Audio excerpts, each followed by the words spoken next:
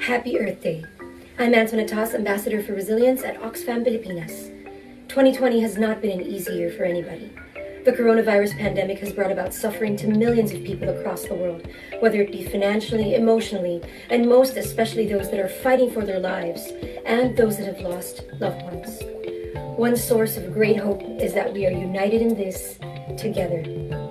Since the beginning of the pandemic, we have seen such incredible acts of heroism, kindness, compassion, courage, and love. We salute all of our frontliners and those that are doing their part in any way that they can, and to those that are staying at home. This Earth Day, let us not forget that the effects of climate change will far exceed the pain and suffering that we see today during this pandemic, greatly affecting millions of lives, most especially our health, our food supply, creating more climate refugees because of places on the planet becoming virtually uninhabitable due to extreme weather conditions. Oxfam Pilipinas has done some incredible work supporting the most vulnerable citizens across our country, most especially those living in poverty, women and children, and those in conflict areas and places prone to natural disasters. Together, let's help heal people and the planet.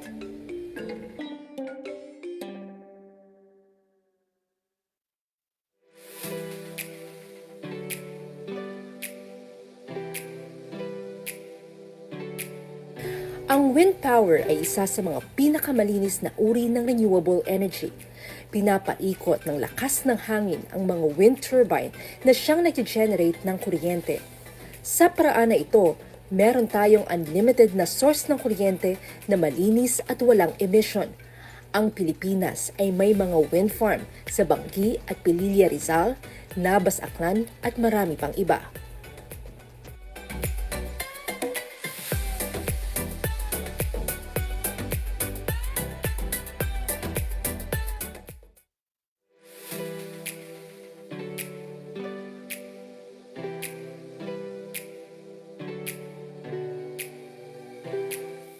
Ang solar power ay gumagamit ng panels na siyang lumilikha ng kuryente, di tulad ng wind or water power na siyang kailangan pa ng turbine at generator upang gumana, diretso sa baterya ang gine-generate nitong kuryente.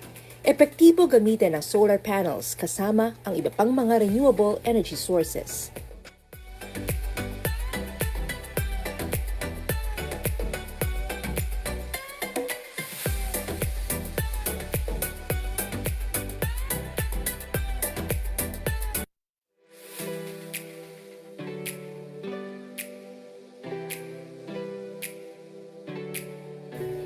Tulad ng wind power, ang hydropower ay mayroong mga turbine at generator. Pero imbis na hangin ang nagpapaikot dito, ito'y pinapagana ng daloy ng tubig. Ang mga dam ay karaniwang nag-generate ng hydroelectricity, tulad ng nasa video na ito na siyang nasa ilog. Pero pwede rin magamit ang alon sa dagat at mga waterfall para maka-generate ng kuryente.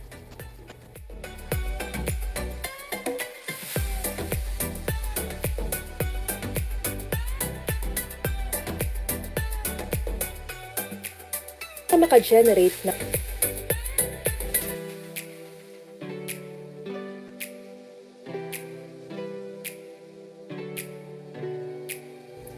may likas na init sa ilalim ng lupa dahil sa magma.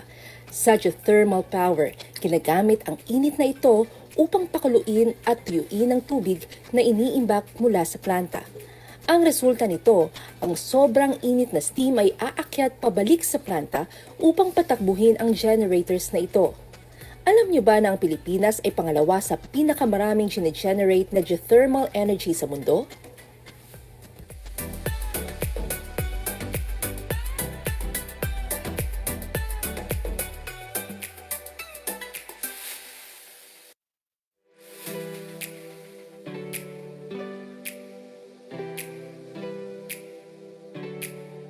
Ang biomass ay isang uri ng renewable energy dahil gumagamit ito ng mga organic material para gumawa ng kuryente. Ano ang mga organic material na ito? Basura, mga agricultural byproducts tulad ng upak, ipa ng palay, siit at iba pang pinaggamitan. Importante magkaroon ng biomass power plant upang mas lalong mapakinabangan ang basura at mabawasan ito ng malaki.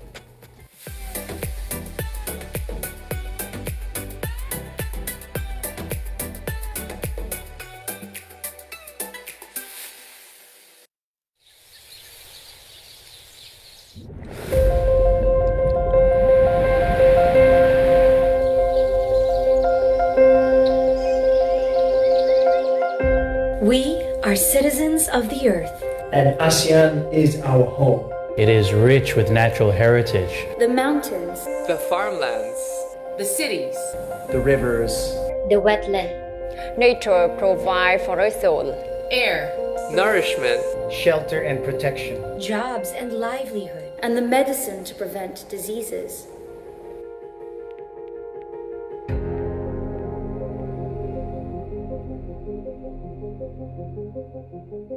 But humankind has taken more than nature can provide. What was convenient for us has become harmful for all life on Earth. We have caused a crisis that is slowly destroying nature. Affecting us all. It is time to set things right. We can still mend our broken relationship with nature. And with each other. Plant native trees. Regrow our forests. maintain the natural fertility of our soils. Stop destructive fishing practices. Keep our waters free from litter. Harness the power of clean energy. become responsible tourists. Respect local culture. Design greener cities. Foster sustainable communities. Saving biodiversity means saving lives. To secure our future, we must nurture nature. For our only home. Why wait for the next crisis to happen? It's time to act now. For ASEAN. For biodiversity. For nature.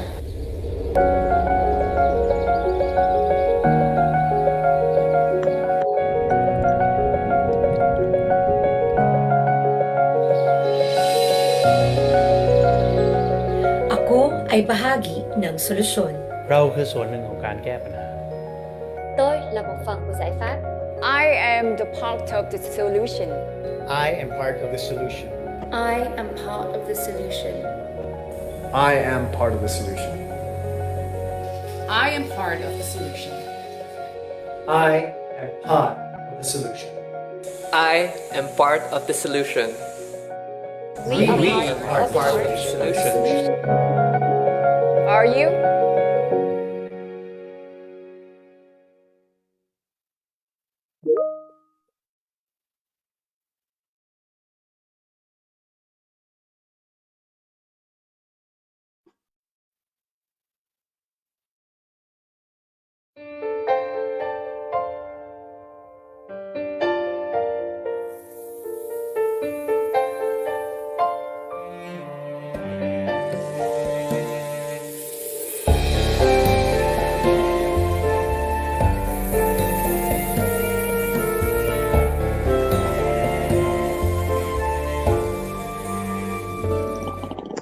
Pasok ang salwa, nabalutan ng dilim ang paraiso dating nagniningning. Ngunit kahit si Adan na sa anino'y naghuli, kislap ng pag-ibig mo nagwagi. Sa kadiliman, ikaw ang ilaw.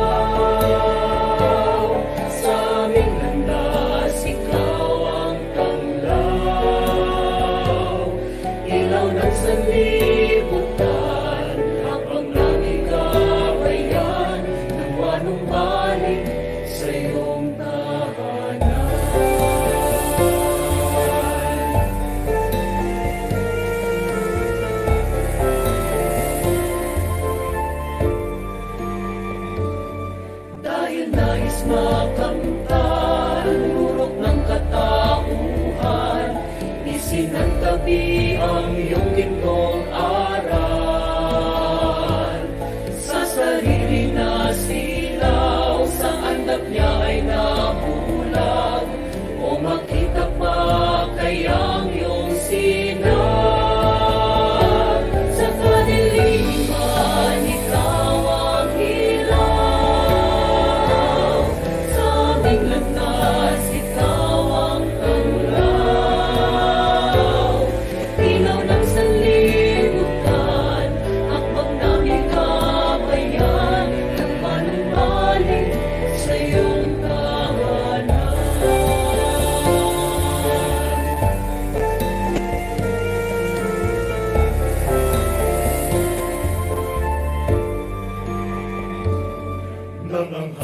nagtilim, nabayuay ka sa krus, at inako ang sala ng mundo.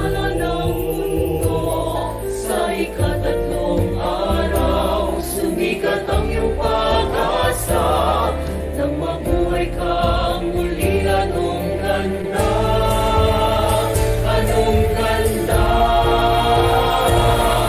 sa mundong makalinlang, pangingatan ng hakbang, huwag pasilusan ang pupubling litag. Ulisanin ang dilim, pamuhay na sa liwanag, at patuloy tumupad sa iyong tawag.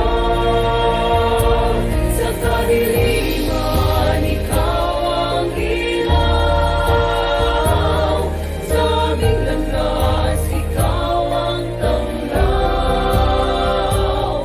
Ilaw ng sanlibutan, hakbang naming gabayan, nang malumbalik sa iyong tahanan.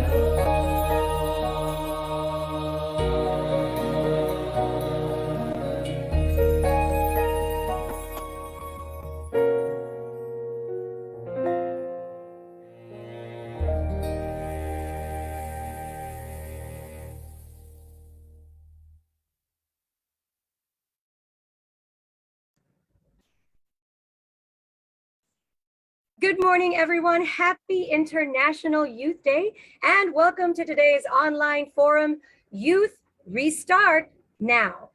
I'm Antoinette Toss, Oxfam Pilipinas Ambassador for Resilience, honored and grateful to be your moderator for today. We need a just energy transition now. And did you hear what I said there? That was actually J-E-T, JET, Just Energy Transition. Now, seriously speaking, Oxfam Pilipinas is working on renewable energy and a just energy transition in response to the adverse impacts of climate change on people's lives and livelihood, especially among poor and vulnerable communities. A just transition to renewable energy can reduce and mitigate these impacts, such as the increased frequency and intensity of extreme weather events. Now, while we continue to promote a transition towards renewable energy sources, the transition must not focus solely on ramping up technologies, but also on making sure that no one is left behind and that benefits such as good health and well-being, gender equality, better services, decent work and economic development, social equality, and sustainability are equitably structured. Now, for this year's International Youth Day, we want to spotlight the youth's pivotal role in catalyzing social transformation, including in advancing the climate and energy transition movement and putting justice at its core. After all, it is your future, it is their future that is most at stake. And that is if governments and corporations do not act now. Today, we are joined by 4 incredibly amazing and inspiring young activists and advocates from Rizal, Negros, Eastern Visayas, and Agusan del Sur to share their work towards climate justice. Now, a reminder for everyone, if you were posting or tweeting about our event today, please use the hashtags, hashtag Youth Restart and hashtag Resilient Future PH. Please also don't forget to like and follow the social media channels on Facebook, Twitter, and Instagram, and TikTok of Oxfam Pilipinas. All right, before we talk to our panel, let's have a short welcome message from Miss April Ann Abelo Bulanadi, Policy, Advocacy, and Communications Manager of Oxfam Pilipinas, to formally open our event. Thank you so much, Tony, for that very warm introduction. Again, good morning and happy International Youth Day to all of our youth leaders and climate action champions who are joining our forum today, and to all of our viewers watching us online. Hindi po biro ang kinakaharap nating krisis ngayon. Bukod po sa banta ng COVID-19 sa ating kalusugan at ekonomiya, may kinakaharap din po tayong climate emergency na mas lalong nagpapahirap sa sitwasyon ng marami nating mga kababayan lalong-lalo na sa mga kababaihan at mga kabataan. Ang Pilipinas ay isa sa mga bansa na pinakamadalas tamaan ng sakuna at ang climate change ay mas lalong nagpapalala ng extreme weather-related disasters. 9 na taon na lamang mula ngayon ay climate deadline na ng buong mundo. Ayon sa mga eksperto, kapag hindi natin nabawasan ng kalahati ang ating global carbon emissions at napanatiling mababa sa 1.5 degrees Celsius ang pag-angat ng temperatura ng mundo by 2030, maaaring hindi na natin mapipigilan pa ang irreversible long-term effects ng climate change. Tulad nga ng sinabi ng statement ng Oxfam earlier this week, there is no plan B. We need to shift now to renewable energy before it's too late. We must continue to push the biggest carbon emitters and governments in the right direction. We also need to ensure that the energy transition leaves no citizen behind, that everyone participates and benefits from it. Ngayon pa lamang, Oxfam wants to recognize the efforts of our youth representatives here who are leading climate action initiatives in their own communities and supporting our call for a just energy transition now. Again, thank you for everything that you're doing to protect our common home, and welcome to our Youth Restart Forum. Maraming salamat po. Thank you so much, April, for that wonderful welcome message, and good morning once again to everyone. And of course, magandang umaga sa lahat ng ating mga participants. Now, we want to encourage everyone to make this more interactive. We really want to hear your voices. We want to hear your opinions. We want to hear your comments. And of course, we want to hear your questions for our youth advocates and youth heroes today. So now let's head into the meat of our forum. We have 4 amazing young climate advocates across the country, and we'll get to know more about them and their work right now. We'd like to say good morning to Marinel, Mark, Krishna, and Real. Good morning, and thank you so much for taking the time to be with us today, of course, to inspire and encourage into action, not just our fellow youth, but of course, the rest of our stakeholders that matter in making this a reality. I'd now like to allow you, each of you, to say good morning and share a little bit about yourself, who you are, and what you do.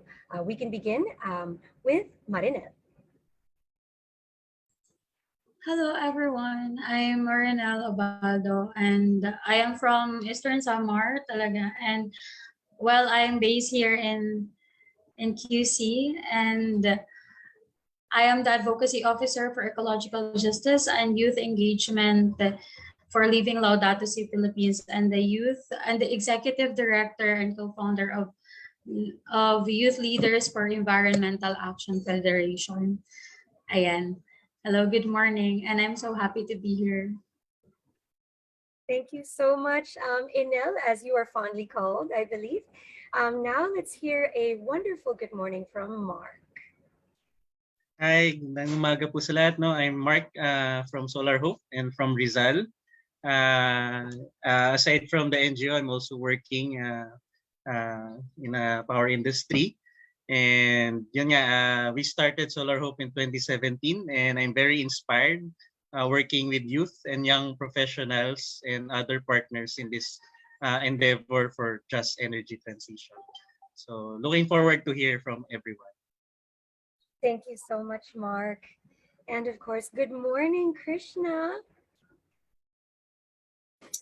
Maayong aga, everyone, galing Negros Occidental. I am Krishna from Bacolod City, and I am one of the founding members of Youth for Climate Hope, a Bacolod-based environmental coalition that is focused on promoting climate action, mostly on fighting for renewable energy and a fossil-free future.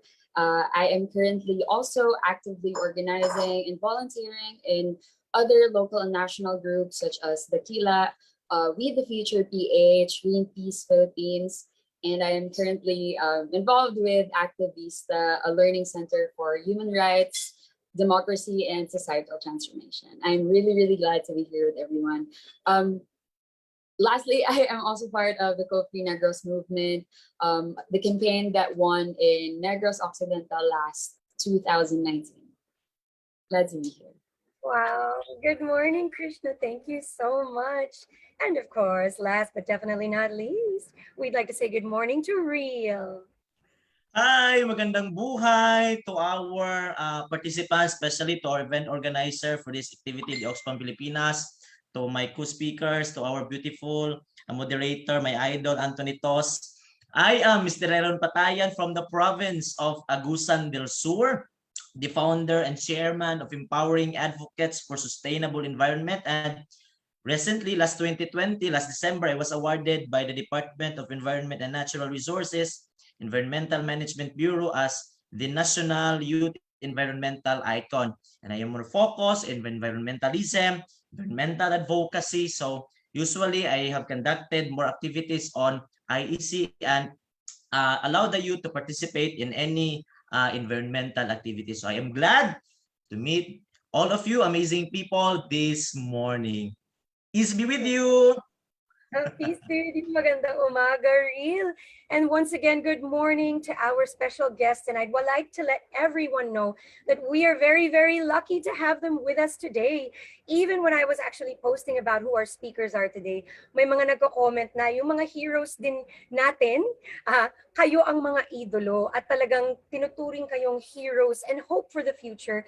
And when we say hope, we always believe that inspiration is inspiration turned into action, of course, and impact for others. Now that we've met each and every one of them, of course, Inel, Mark, Krishna, and Real, we'd like to hear a little bit about what each of them is doing with their own respective organizations, missions, with their work, what they're passionate about, and the story of how they started taking part in, of course, the transition to renewable energy and a sustainable future. Could we begin with Miss Inel once again? Miss Inel, we'd just like to ask you to give us a picture and tell us a story of how you started taking part in the renewable energy and just transition movement. Thank you so much for that, Miss Tony. I actually started way back in 2012 when I was trained to be a child facilitator by Plan International. It was then that I have been going to a lot of communities, remote communities, to educate young people about the basics of climate change. So we have gathered, actually, it was just a very informal gathering of the youth in remote communities, and then Super Typhoon Haiyan happened. At that time, I realized that though we are advocating for climate education in communities, it is very important to step up and lobby with the government on how we could reduce the risks if ever there will be climatic disasters. I have seen how devastated our community was at that time. I have seen how families have lost their lives because of because of Typhoon Haiyan, and it actually urges me to do more, to amplify more our actions, and to bring the story of my community not just in the national platform but also in the international platform. I've been aiming to shed light on the reality of climate change and the urgency of it, of our leaders to act on it, because this is really a climate crisis. This is like an urgent thing that we have to address, and we should not be blinded, of the reality, kasi ito na yung nangyayari on the ground, and a lot of coastal communities actually are being affected by climatic disaster. Like my community in Salcedo is one of the front line of every other disaster, and I don't want to suffer again that way that I have suffered during Super Typhoon Haiyan. So it was then like my turning point that I want to amplify more our action. That is the reason why I have been active with a lot of organizations advocating for climate justice. And I was the youngest petitioner for the climate justice liability petition that actually dives into the corporate responsibility for the human rights violations linked to climate impact. That was a landmark petition by the Filipino people, the farmers, the fishermen, and other grassroots organization, and we have actually won. And though we're still waiting for the resolution from the Commission on Human Rights, we have now a legal document that says that these corporations are actually liable are actually responsible for fueling climate change that kills people, that makes the community suffer more. Yeah, sorry for the long No, sharing. actually, that was so wonderful, Inel. I actually want to remind our wonderful speakers today that we have about 45 minutes to have this wonderful conversation. So please feel free to tell your stories. I feel like more than anything, what you were saying, Inel, is really truly so powerful because we all have different versions of the stories related to the events of climate change. But when we really look at the people, the vulnerable communities, coastal communities, I always try to speak my part as much as I can, that it's a matter of lives being lost. It's not just about protecting the environment and reducing emissions. It's about saving lives. And of course, not just saving lives across the world, but our countrymen are actually at the forefront of the effects of climate change as well. So Inel, we salute you and all of course, of our leaders with us today for really placing the spotlight on this and for using your voices, your gifts, your capacities at such a young age. And we believe that anyone, anywhere, at any age, has the same capacities as you do to really take this to the next level. We'd actually like to hear now from Mark. Could you share with us your story as well? And once again, just like Nell, please feel free to take the time to share why you are doing what you do, and also the story of how you transitioned into renewable energy and a just transition. Okay, thank you. Yeah, actually, no, medyo same kami ni Inel. I started my exposure in community initiatives or community work in 2012 when I was in college. So I was involved in an NGO. Pero that time, ang gamit pa namin to reach out our music and performing arts to reach to the communities. So, pero doon ako nahubog na there are these communities na remote or that doesn't have access to basic needs or basic like energy, food, or shelter. So somehow there was that was when it started na I had this desire na makatulong sa kanila. Fast forward, I took electrical engineering, and once I graduated, napunta ako sa corporate world. So being in the corporate world, medyo iba ang galawan. So hinanap-hanap ko yung gano'n na ginagawa namin nung nasa NGO field pa ako. So, and also during that time was hard for me. I guess it was in 2017. I suffered from depression and anxiety disorder. And my turning point actually was when I was invited again to join to an outreach to a Badjao community sa Batangas. And ang funny lang kasi no mindset ko na ako yung tutulong sa kanila, pero that experience was made me na sila pa yung tumulong sa akin kasi it made me realize how blessed I am and how much I could still help, na parang why am I losing hope, or in fact even the small act of giving light to these communities could mean big to them already. So yeah, fast forward again. So doon nag-start, it started with the parang gusto ko lang silang matulungan, parang passion project lang. And then it grew na parang I started reaching out to my colleagues sa work, sa dati kong NGO, sa mga kasama ko sa school, sa friends. And to my amazement, ang daming taong gustong tumulong. They're just looking for areas where they could help.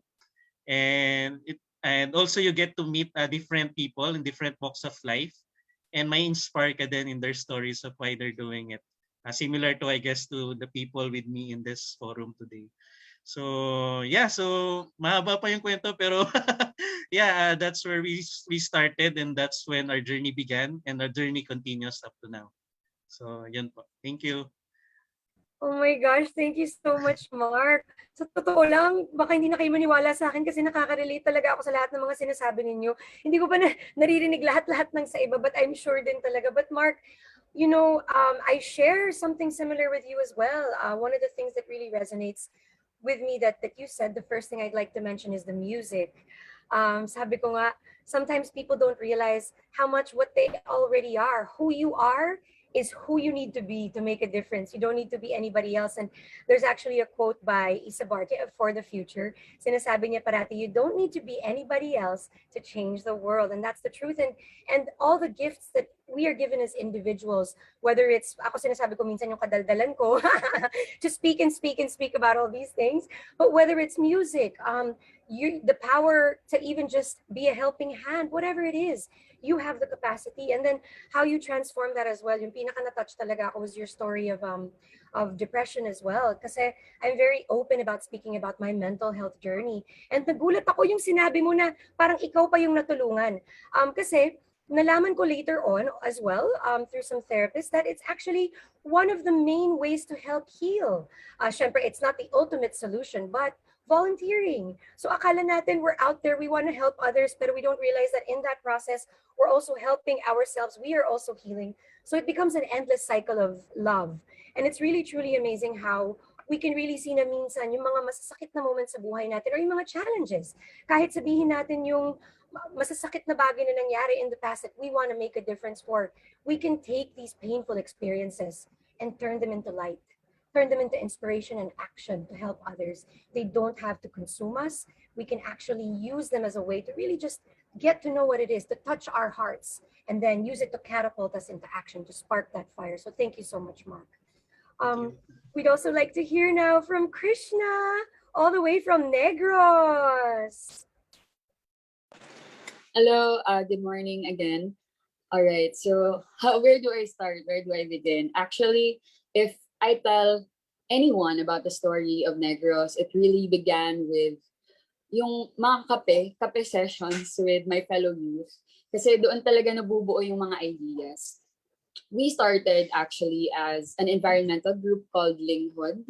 And that environmental group was mostly focused at first on solid waste management, forest conservation, biodiversity awareness, and the like. And around 2018, may pumasok na news na may inapprove na coal-fired power plant project in San Carlos City and Negros Occidental. And in 2018, around that time, diba, San Carlos City was actually awarded as one of the greenest and cleanest cities, not just in the Philippines, but in the whole world. And Negros Occidental is also known for its progressive environmental programs, like for example, the organic ordinance, yung pagiging biodiverse, yung pag-protect ng aming mga forests and aming mga marine resources. And it's just surprising to see a coal-fired power plant being approved. And so we organized ourselves to oppose it. Kaming mga youth, we didn't know it at the time, but we were continuing a legacy of fight against fossil fuel projects. We were called to help out. We were called to be a part of the campaign. And because marami tayong energy bilang youth, naging kami yung lead ng campaign. And in the first picture, actually, if you can see that, it's January 1, 2019. It was our first public action. This is in front of the provincial capital. And kami-kami lang yan. It was New Year, as in New Year na New Year. We went out, we gave our New Year's resolution. Kasi ito lang yung resolution na gusto namin, yung coal-free Negros. And after that, it opened so many stories and so many doors. And we learned about the beautiful, beautiful history of Negros, na it has been fighting coal since 1997. We didn't know that we were continuing a legacy from our grandparents, from our parents. We only knew that we were trying to do the right thing. And ayun, nabuo yung coal-free Negros movement. Colorful at active yung mga environmental groups in Negros. But because the youth stepped up to lead, the youth took initiative, all of the sectors, as in it was such a beautiful coming together of a lot of sectors from the community. Church, other faith-based organizations, academic institutions, researchers, student lawyers, lahat, civil society organizations, NGOs, all came together to really make sure na we have a fighting chance na matalo yung coal plant. And we didn't want to, we didn't want to waste the 20 years of victories ng Negros against coal. And I am very, very proud to say na from 1997 up until this day, intergenerational fight siya. Negros has defeated around 5 coal plant projects na proposed, and up until today, there is no single coal-fired power plant in Negros Occidental. And Negros is actually the renewable energy hub of the Philippines. We are generating 97% of the energy that we generate is based on renewable energy, comes from renewable energy, although ibang usapan naman kung saan yung contracted capacity. But imagine, we are producing twice the amount of energy that we actually need. And ang laking potential ng renewable energy, if only we utilize it, if only we put people and planet at the center, and if only i-align natin yung policies and yung interests ng ating mga politicians, ng ating mga leaders towards sustainable development, because there is hope and there is possibility. And yun yung tinatrabaho namin yan sa Negros, that this becomes more than just policy, that Negros can actually transition to 100% renewable energy contracted capacity. And if Negros can do it, other places in the Philippines and the whole world can do it as well. And ayun, hanggang ngayon ay pinaglalaban pa rin. So I'm really, really happy to be in this fight with my fellow youth and to help this just transition move forward. Oh my gosh, thank you, Krishna. Kinikilabutan ako kanina, my goodness. And you know, I feel you guys really represent also what you said nung dulo, yung poster na linabas ng Oxfam, yung nakalagay na, akala nyo lang wala, pero meron. Totoo, diba? Meron naman talaga. And for all of the issues that we're facing, the solutions are out there. And to echo what you said, if only we can get political will, our government leaders, and of course, the global corporations, the ones that actually have the capacity to really make a huge difference and give us the solutions that we need and that the world is craving for. And thank you so much for sharing that, Krishna. And one of the things that also resonates with me is how you said na magkakaibigan kayo. Actually, nabanggit din yun ni Mark. But I feel, I bet even si Inel, I bet everyone has the same stories na when we began, ang kasama natin mga kaibigan talaga. Kasi sino pa nga bang tatanungin natin, di ba? Family and friends. And to me, whoever it is around you that you can ask help from, you can reach out to. It always starts with that first step. Kahit kami sa Quora, that's how it began. Just a few friends, barkada. Sabay-sabay kami pumunta sa grocery store at bumili ng mga ipapack na meal. Kami talaga yung nagpack kasi, you know, we really wanted to feel that we were a part of that mission. And it takes that first step. And look at what you've reached because of the legacy that you're continuing, the steps that you've taken from that one small step with friends. It turned into this. And once again, same with Mark as well and with Miss Enel, all the way to really helping fight for climate justice in the Philippines and across the world. Thank you so much for all that you do. Hindi pa tayo nakakapunta sa second question. Ibang level na yung inspiration na nafe-feel ko. We'd also like to once again remind our participants for all your questions, please do send them in, type them in the Facebook chat, in the Zoom chat. Our friends from Oxfam will be making a list of those so that we can ask our speakers just a little bit later. And now we'd also like to hear from our hero, Real. Please tell us. Maayong buntag. Good morning. Yes. So yun. I would like to share my journey of being environmental advocate. So I started my journey of being environmental advocate when I was at the age of 17. After my term as the SSG president of our school, Agusan del Sur National High School, I become the president of ASNHS Eco Saver Club. So the main reason na na-love ko ang advocacy na to in this field because of our SEPS and ESWM coordinator, Ma'am Grace N. Alburong. So yun, doon na nagtuloy-tuloy, and I am part of nag-o-organize ng environmental activities. Especially we are more focused on environmental advocacy, environmentalism.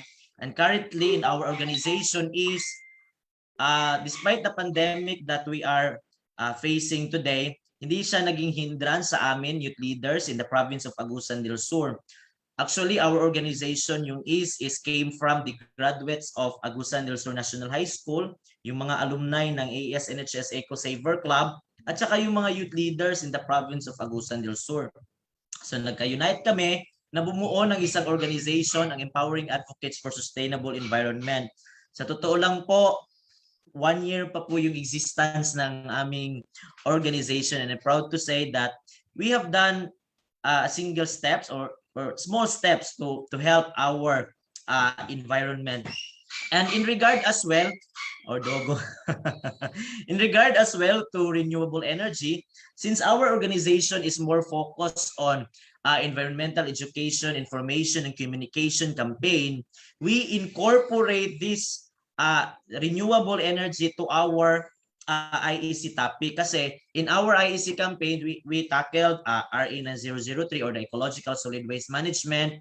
We have also tackled climate change and environmental advocacy. So we incorporate this one, and we encourage our friends, our constituents, the barangay that we have visited, that yon to have a to save the energy if in case we encourage them na if they did not use the appliances, we encourage them to switch off, switch to, if they could afford to solar, then if they can afford, then gamitin nila yon. Then we encourage them to use mga inverters or yung mga energy efficient devices. So yon.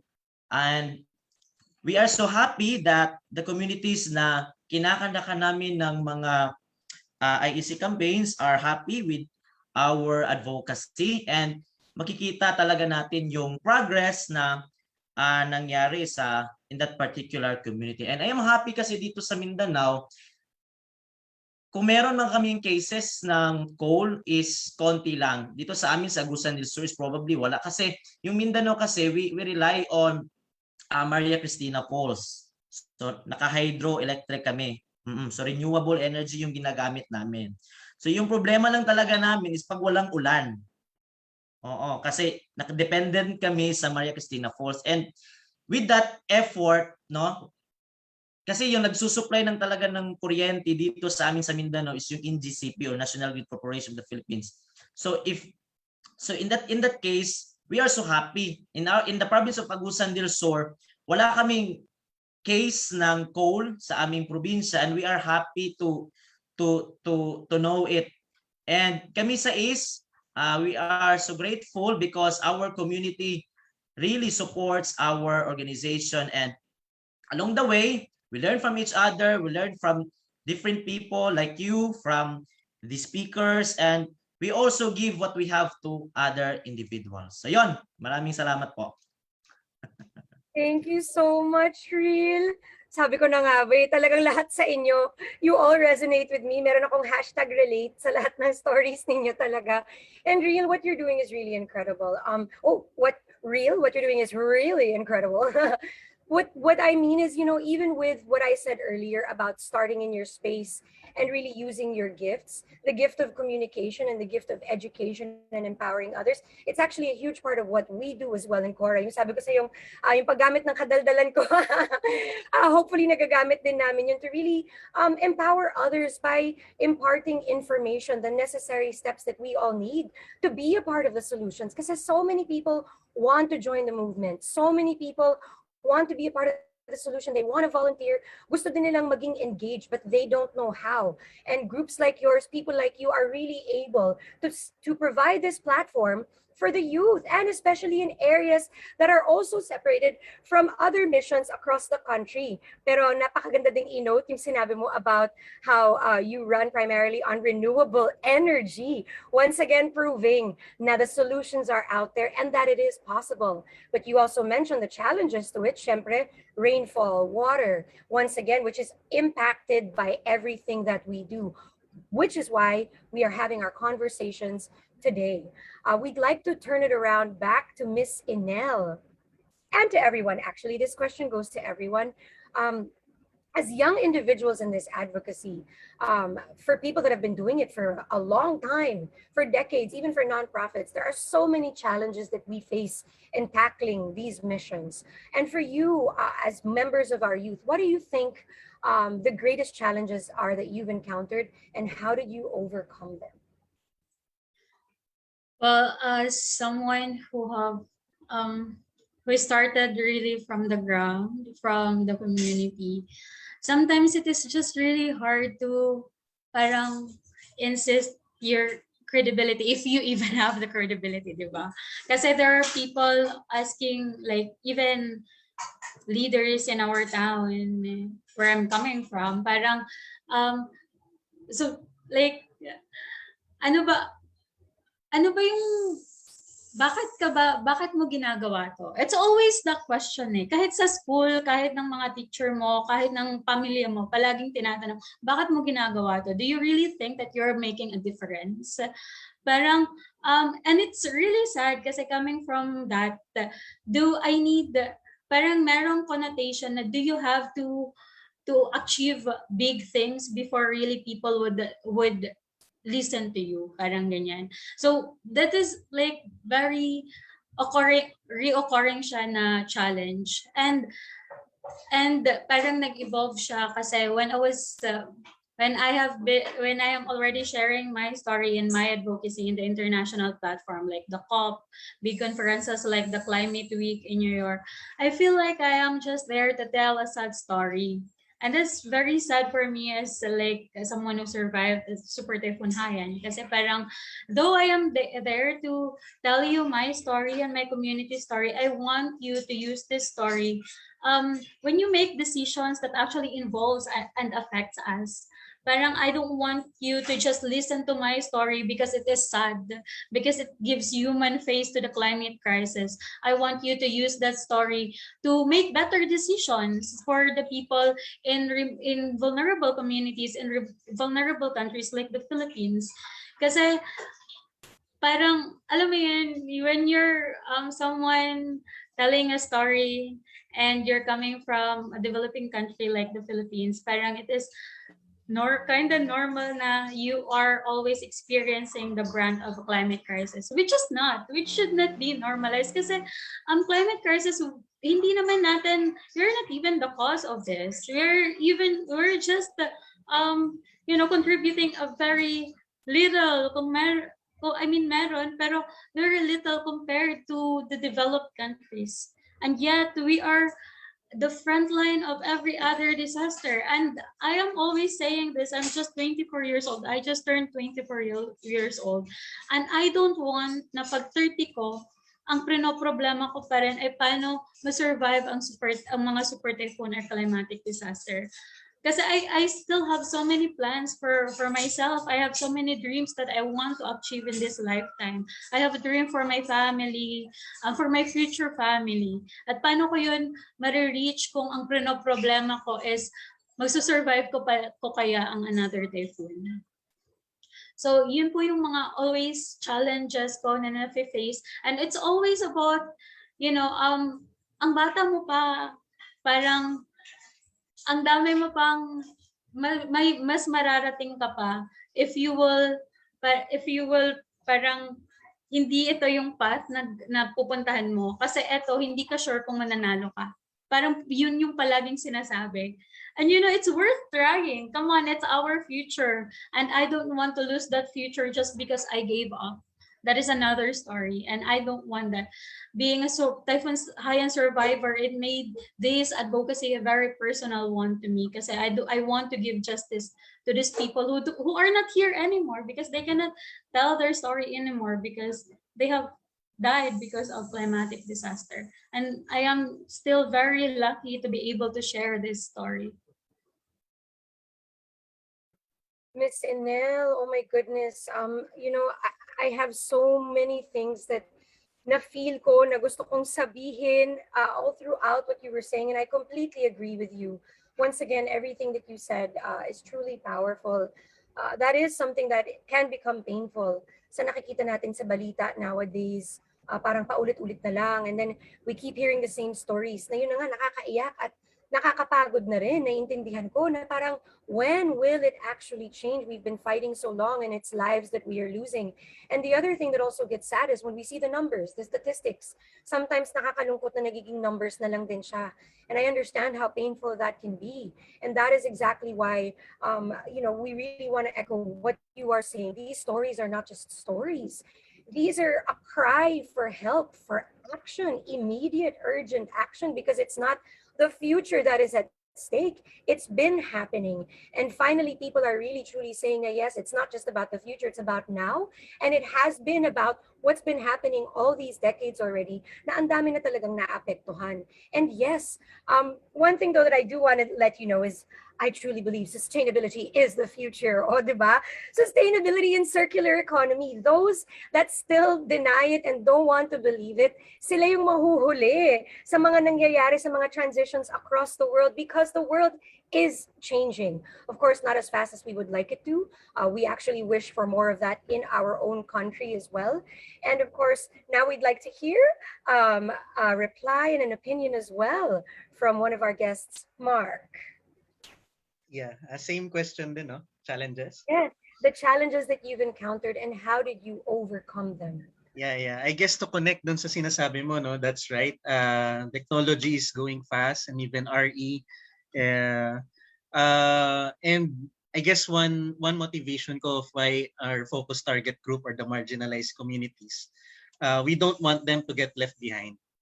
So parang hindi naman tama. I think that's not just na tayo lang yung makakasabay doon sa transition. It should be everyone. So I guess that's one of the challenge that we face whenever we go to the communities.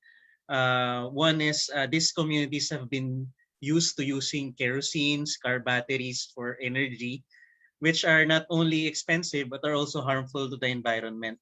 So introducing new technology is very challenging.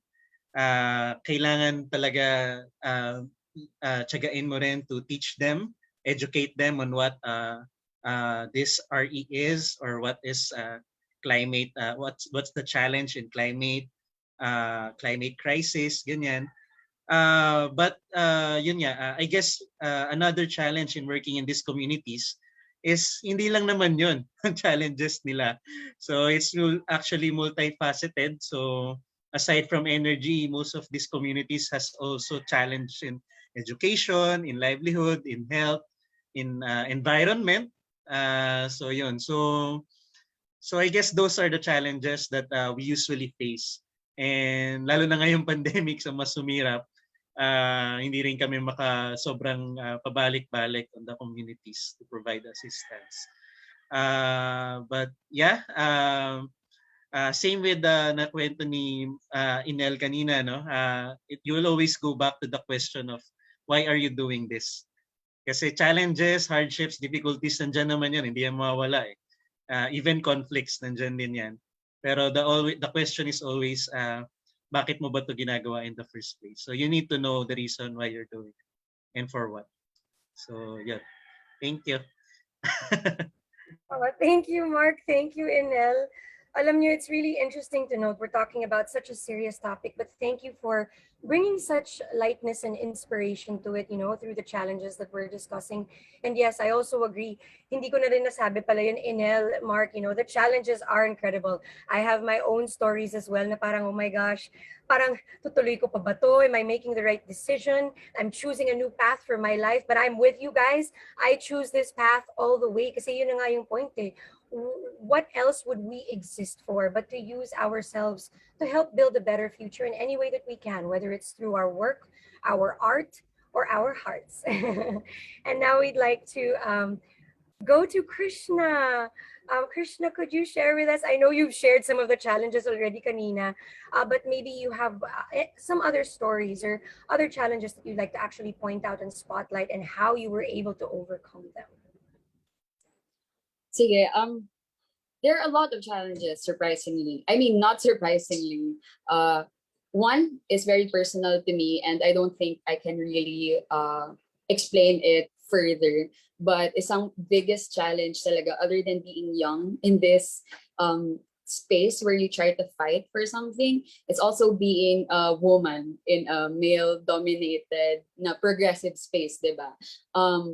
And in a space na very traditional yung mga thinking, when you're trying to, push for something innovative and something new and something radical, because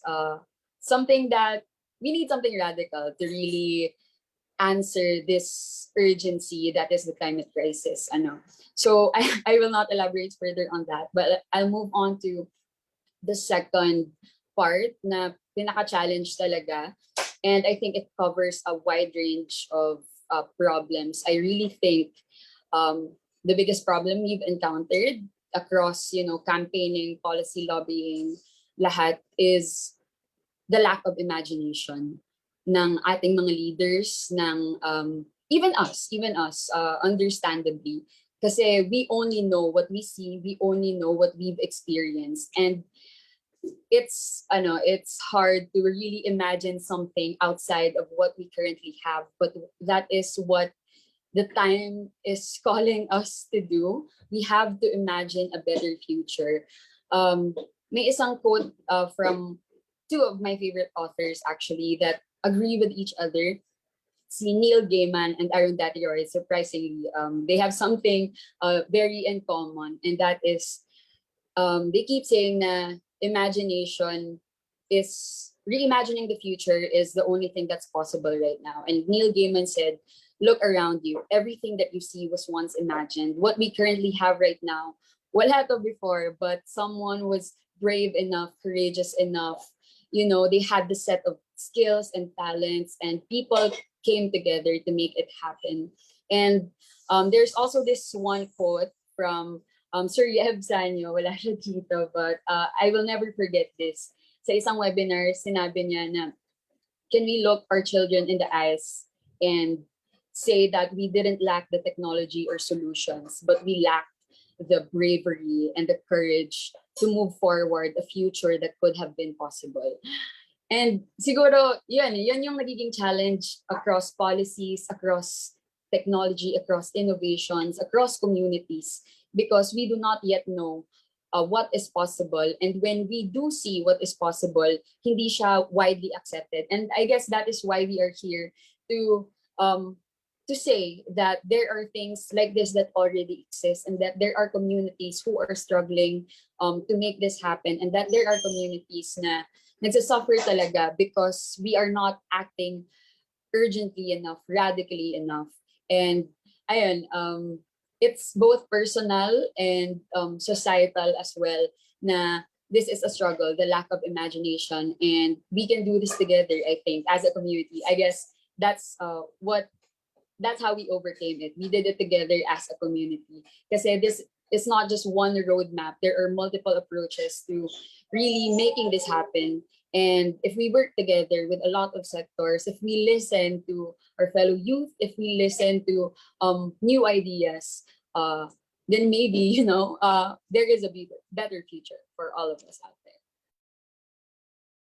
Oh my gosh, Krishna, thank you for sharing that. Again, goosebumps na naman ako, lalo na dun sa quote ni Sir Yeb, Kuya Yeb, Yeb Sanyo. Yes, he is truly a hero to us all, and of course his brother AG as well, hero to me also in my heart.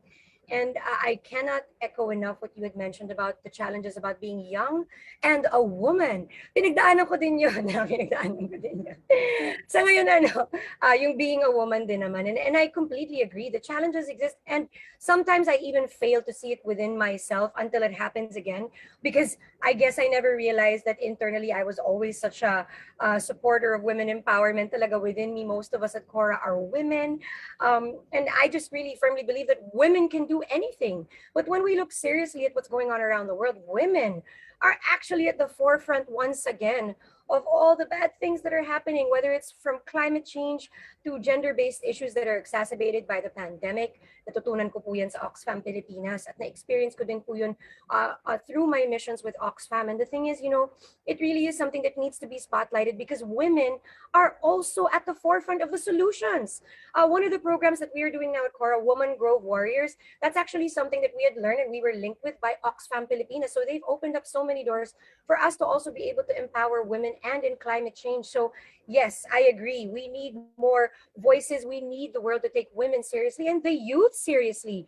Ako kasi personally, super youth advocate talaga ako, and I support you all because I've been inspired. I follow so many of you, and I hear your stories and I hear what you are crying out for and how hard you're working to make a difference. So thank you for all that you do, to all of you.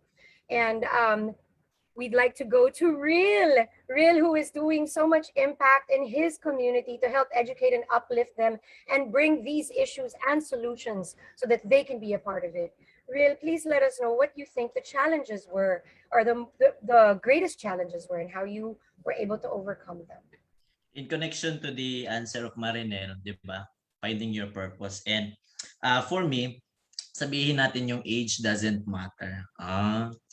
Kasi most of the time, tayong kabataan talaga yung nagre-respond ng mga certain things and certain problems that our society is facing nowadays. And as young as we are, we can do a lot of things to help our community, to help our society. And yung age natin, hindi siya pwedeng maging barrier. And I am proud to say kasi na most of the conferences and the activities na sinasalihan ko, like ganito, ako yung pinakabata.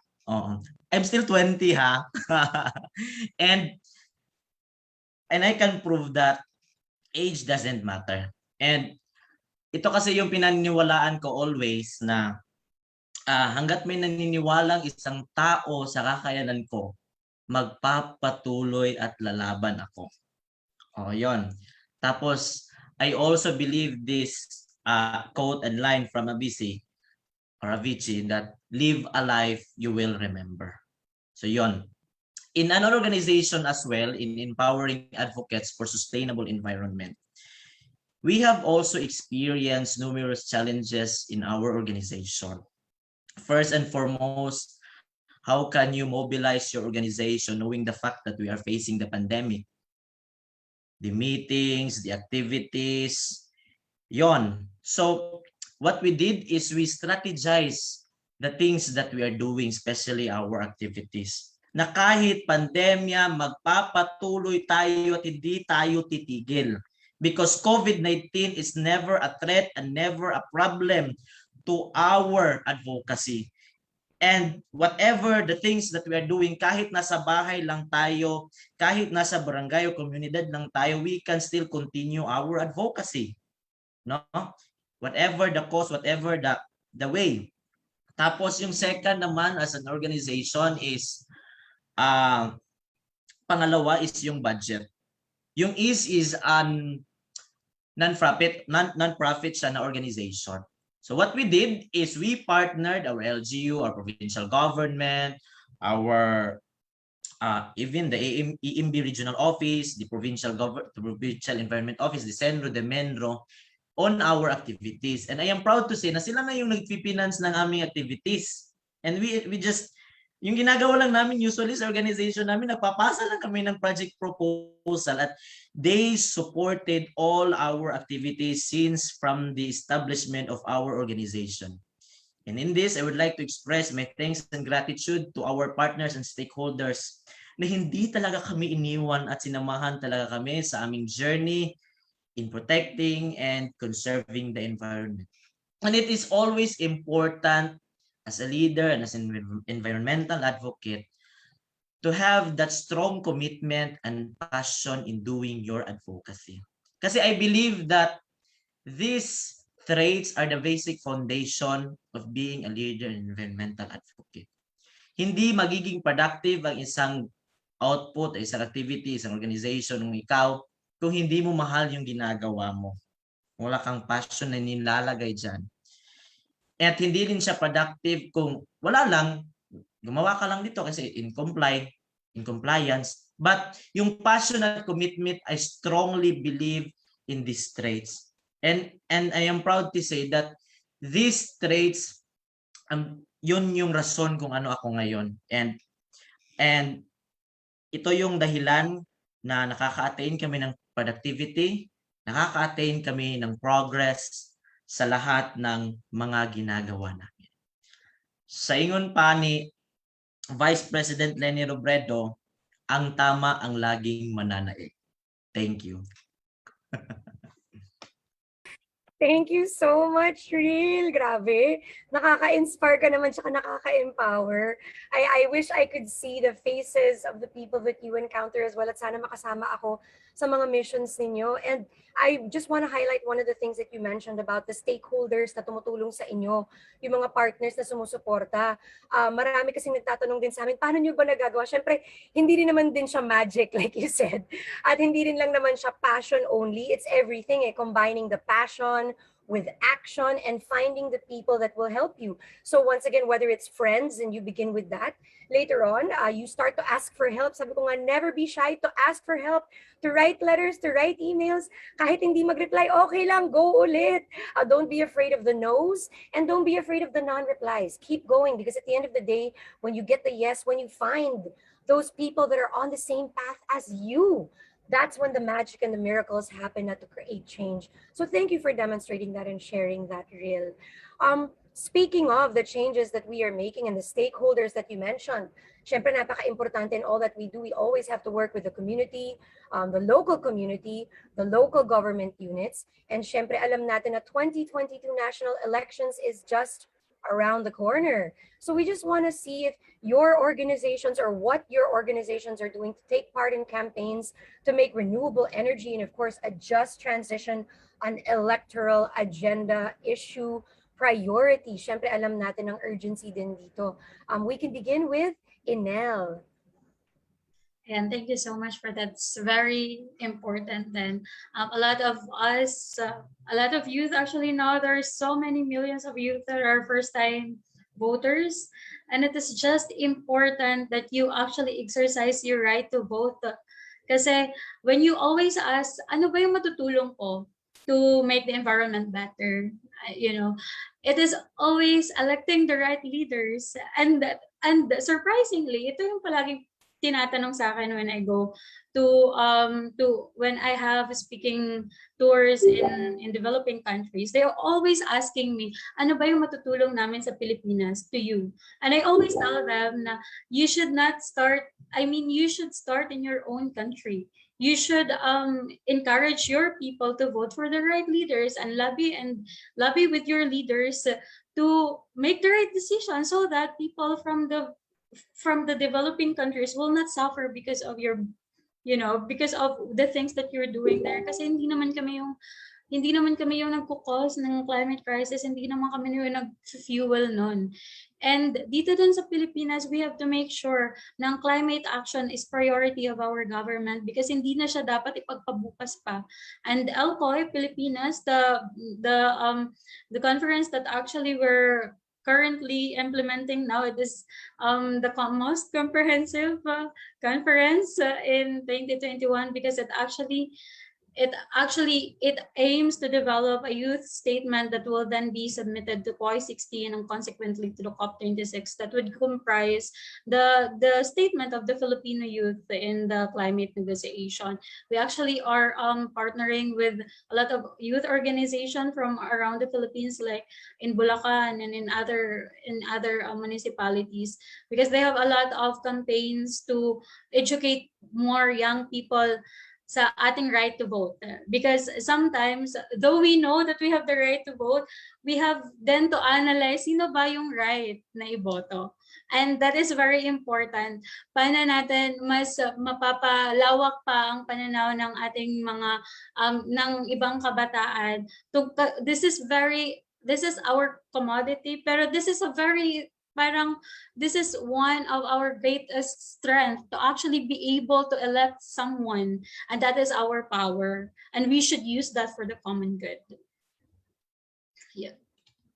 Very powerful. Thank you so much, Inel. And yes, we want to remind everyone to register to vote.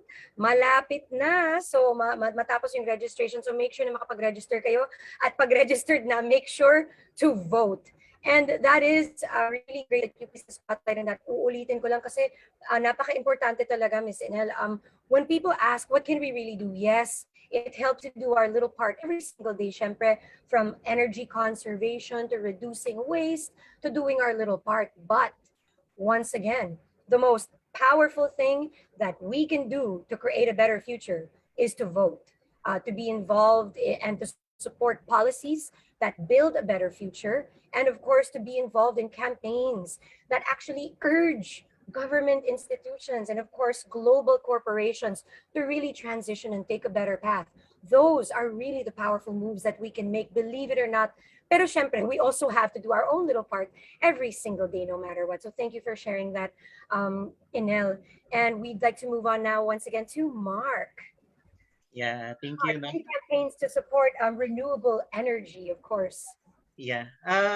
Before pandemic, actually the outreach itself are avenues to instill in the young generation the nation building spirit to take action even in no matter how small it is to help the nation and especially to advocate for RE or for the environment. But this pandemic, talagang even the mga outreach very limited lang kami in going to the communities. So medyo na-miss namin yung ganon. But just like Real said, hindi matitigil ng pandemic ang ating advocacy. So we always take opportunities such as this, yung mga ganitong youth forum or other speaking opportunities. Kasi in that way, we were able to lobby the concerns or the voices of the marginalized communities we're helping. And that way na aware yung mga tao or mga young generation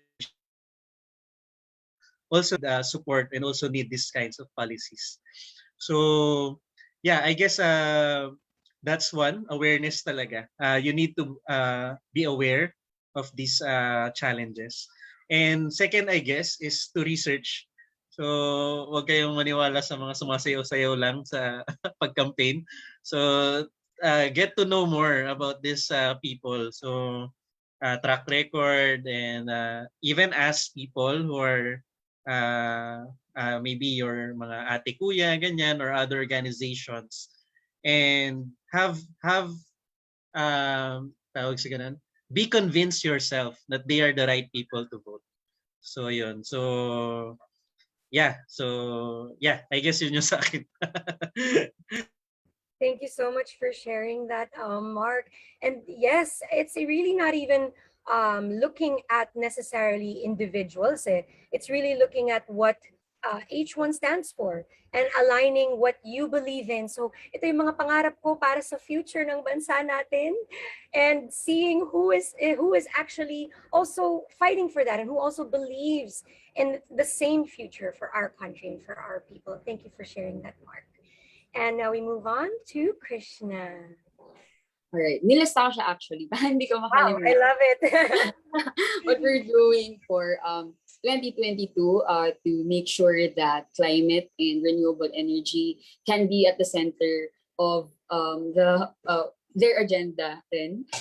First, we are currently in dialogues and in weekly na mga discussions with the City Council's Committee on Environment. So we are helping draft a green development plan kasi marami tayong mga ordinance such as marine resource management, coastal resource management, anti-tree cutting, etc.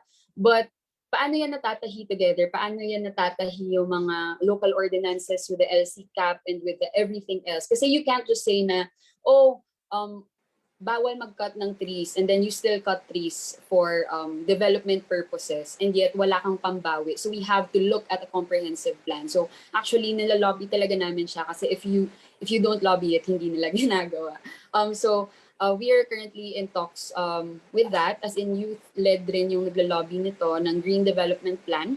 Next is we're also helping out sa paglobby sa distribution and utility sa Seneco. Meron atang taga Seneco dito. Hello, Bacolod City, Seneco. Kasi nag-expire na yung contract ng coal in 2020, if I'm not mistaken. Pero nung nag-bidding ay nanalo pa rin ay coal. So we are trying to lobby pa rin. And I think may webinar na nakasama ko may nakasama kaming DOE and sinabi nila that there are existing policies supporting renewable energy. Of course, we have Renewable Energy Act of 2008 and the like. But iba yung usap na may policy ka at iba yung usap na ini-implement talaga. So we are calling out sa mga leaders natin, especially in concerned departments or in distribution utilities or in DNR, for example. Everywhere, we need renewable energy advocates. Kasi policies already support renewable energy. We just need to really fight for it kasi hindi pa ready yung mga traditional rin na policies, mga traditional leaders rin for shifting, no? Because it really sounds impossible. It sounds radical. So we need renewable energy advocates. We need to push its possibilities because we have to take the risk. Next is nagawa na namin to, yung pag-lobby ng local ordinance at may mga campaigns kami for it before, but I just want to offer din to everyone here na if you want to take a look at the draft that we passed before noong 2019 for the renewable energy ordinance, baka pwede niyong i-copy and i-echo in your cities and municipalities. We can forward the file to you para sama-sama tayo mag-lobby talaga for a coal-free city or coal-free province. Next, yung youth, last time ay nag-youth assembly, and one of the top 5 priority agendas are climate justice, climate action and climate justice. So we are working together with the coalition, yung SK dito, we are working together with them to empower young voters to register and also be educated about sino yung bobotohin nila or paano sila boboto, and yung youth agenda can be a guide for that. We won't say names, sino bobotohin nyo, but these are the issues of the youth na pwede nating gawing basehan kung paano tayo pumili ng leaders na prioritize talaga yung human rights, democracy, environment, climate, and the like. And then lastly is really continuing to mobilize and organize communities because we cannot do this alone. We cannot do this as, as one org or one coalition. We need to collectivize talaga, and we need to come together because maraming challenges, maraming technological challenges rin. But I believe na grabe yung pag-forward ng innovations in technology, and also we are starting to really come together and speak up as a society and as a community. So, padayon lang po na pag-mobilize and organize ng ating mga communities. Thank you so much, Krishna. And yes, napaka-importanting point that you brought up na talagang totoo. Marami na tayong mga batas that already exist. And we actually have great laws that have been authored, of course. But the thing is, implementing them is another story and really taking them to the next level. So, napaka-importanting ibanggit talaga yon. And thank you for all that you do, Krishna. And thank you for sharing resources to guide everyone on how we can make better choices as well moving forward. Thank you for all that you do. And moving on to Ril. Hi, Ril. Hello. Good morning again to everyone. Yes, Huwag muna kayong kaway-kaway naman tayo dyan. Okay. All right. So in our stand sa empowering advocates for sustainable environment regarding the nearing election. So we don't involve ourselves in any political campaign or to be part of any political campaign this coming election because I allowed my members and officers to choose the right candidate, especially those candidates who has the heart for the environment, no? And encourage them as well, just like sa sinabi ni Ate Marinel, not to register talaga. And we encourage them to be critical kung sino man yung iboboto. 'Di ba? Kasi it is very important kasi sabi pa nga tayo lang man din yung magsasuffer kung makakapili tayo ng palyado na politiko. And in our locality, I am beyond blessed because hindi naman sa parang I'm with the LGU. I am so blessed because our LGU is working very hard sa environmental activities to protect as well the environment. And every time na may mga committee hearings concerning the environment, so ini-invite talaga nila kami sa EASE or aming organization. And we have this program kasi na liham para sa kalikasan. So we write letters of concerns to the LGU, the local government unit of San Francisco, or any concerned office in our locality. So our first letter that we have submitted to them is yung letter that appeal na to ban the use of yung plastic straws in our community. Second na letter namin, kasi may batas na kasi kami dito regarding sa pagbawal ng mga plastic cellophanes or di bayong ordinance na kami talaga sa aming locality use bayong. And in times of COVID, parang naging maluwag na yung implementation. So, nag-letter na naman kami to re-implement, to review the ordinance in order to implement it well. Kasi sayang naman yung batas kung wala namang ngipin. So, yon. And all in all, ang political system naman namin dito sa Agusan del Sur is doing fine, especially sa aming LGU. And well, in fact, nagsasama kami sa isang cause para to help protect the environment. Especially yung pinoprotektahan namin dito sa aming municipality is ang aming Mount Magdiwata, who is the source of our tubig na iniinom, yung may watershed kami doon. And so yon, so mga kapatid, mga kaibigan, kapuso kapatid, magparehistro na tayo. Piliin natin yung kandidato na may puso para sa kalikasan. Thank you! Maraming salamat, Real. Thank you so much for sharing that and for always bringing so much love and light to everything that you share. And thank you for what you do once again. A reminder to everyone and never give up na talagang this work, hindi ka pwedeng ma-discourage kaagad. Kailangan talagang hindi. You believe with all your heart and don't worry. Kasi we believe with you. Hindi kayo nag-iisa. Sama-sama tayo dito. And with that, we'd like to ask our speakers to give us just one more message or just an answer to this simple question before we move on to our quiz game. Get ready for the quiz game, guys. So what is climate justice to you? And how do you think young people can be a part of the just energy transition movement? Feeling ko Miss Universe. What is climate justice to you? And how can young people be a part of the just energy transition movement? Inel or Marinel? Wow. Ang ganda ng question at ang ng answer.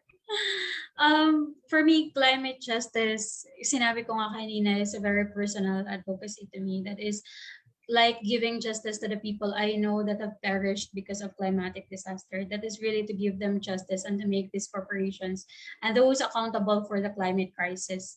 And they have to take responsibility of it. I mean, when we won the climate justice litigation, it feels like it was just, you know, the first step to the justice that we deserve. And it should not stop from that. It should not stop na nagkaroon lang tayo ng legal document. We have to really sue these corporations for fueling climate change kasi if not, a lot of people will die because of the climate crisis. And the youth actually plays an important part in that fight kasi we would like to have a sustainable future. We would like to have a development that actually sustains our basic necessities. That is not just, you know, development. We always want development but in what cost, diba? We have to weigh then ano ba yung importante sa atin. Is it our future that is already at stake now, or is it the development that we are hindi nga natin alam kung paano tayo masusustain, and our youth is actually leading the fight to climate justice in the climate justice advocacy. And I think it is also us who would encourage our leaders for a just transition, because there is a great future in just transition. And we are not saying that just transition is actually getting parang hindi siya, kasi a lot of people are saying na when we transition, it actually parang one of the reason bakit mawawala ng trabaho yung ibang tao. No, this is actually a great there is actually a great future in just transition and the green economy if you would just believe in that, and if you will just encourage your leaders. Kasi if you're being brainwashed, if sinabihan ka na walang trabaho sa just transition sa green economy, because there is a great future in green economy, and that is the sustainable way that, sabi nga ni Pope Francis, we have to go back to what we were before. We have to really protect our common home, and that is what Laudato Si is actually teaching us, and that is what we are advocating for in our organization in Laudato Si Philippines. Thank you so much, Marinel Ubaldo of Living Laudato Si Philippines. Maraming salamat for saying that. And yes, we believe that the future is green jobs, green energy. All of that will actually even give more opportunities for our people and people across the world. Thank you for that. And now we move on to Mark from Solar Hope.